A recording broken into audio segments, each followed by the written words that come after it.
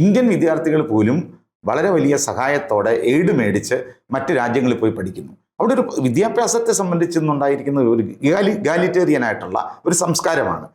വ്യക്തികൾക്ക് അവരുടെ ഐഡൻറ്റിറ്റി പ്രകാശിപ്പിക്കാൻ കഴിയുന്നു, അവരുടെ വിമോചനാത്മകമായ ആശയങ്ങളെ പ്രതിനിധീകരിക്കാൻ അവർക്ക് കഴിയുന്നു.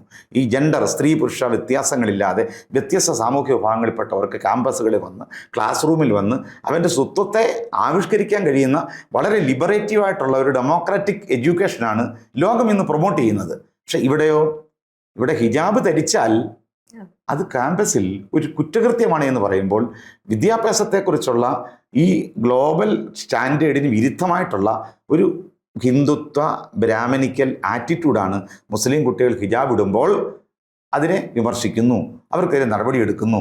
അതേപോലെ JNU അടക്കമുള്ള അല്ലെ ജാമ്യ അടക്കമുള്ള സ്ഥാപനങ്ങളിൽ പൗരത്വ പ്രക്ഷോഭ കാലത്ത് സ്വാഭാവികമായും പ്രതികരിച്ചതിൻ്റെ പേരിൽ വേട്ടയാടപ്പെടുന്നു.